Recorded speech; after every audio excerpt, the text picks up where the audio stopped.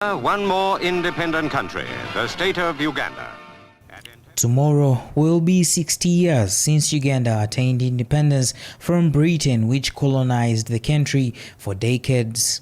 At 60 years, the country is expected to be self-reliant and able to provide to its people most social and economic services to make them comfortable and happy in their motherland.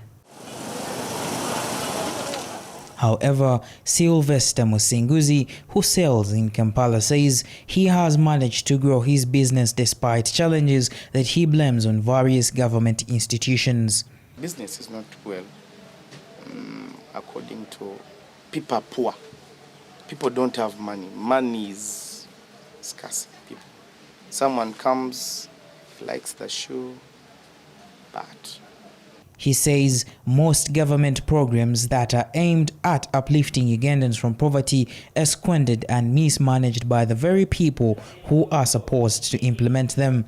Some Ugandans say the state has neglected its role of creating employment for thousands of skilled and unskilled people. There are money there for youths. You can go and do what? And get that money used for business. But I think that thing is wrong. Why can't they send their people down, and they research? However, some members of parliament say we should not celebrate the day because most indigenous systems that were supposed to develop Uganda were destroyed by the colonialists. So, we have very serious matters to settle, and unfortunately, ordinary people don't see them. Even the leadership overland, some of them don't. As long as they are okay, as long as they get something coming in, they don't mind about the broader picture of the nation. And so I don't, to be honest, want to believe we're independent. We're not.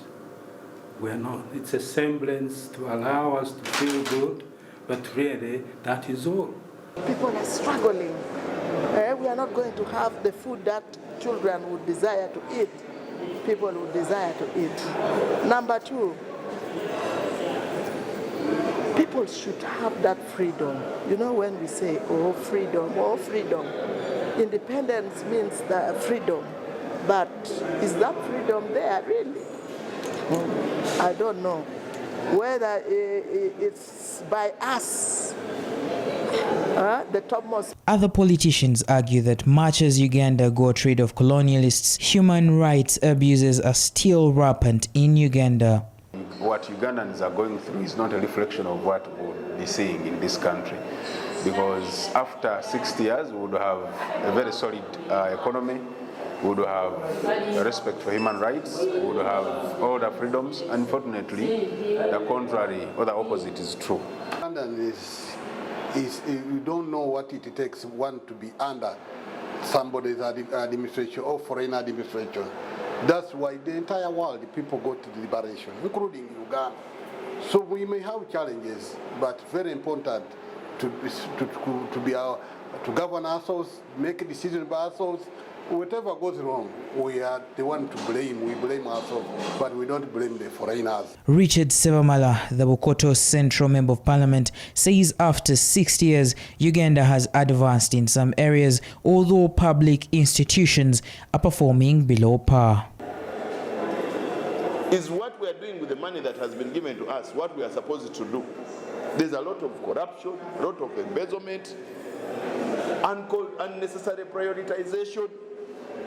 We prioritize buying cars, vehicles, what we are prioritizing is not the common man, it's not what is going to take the common man from where they are to another level.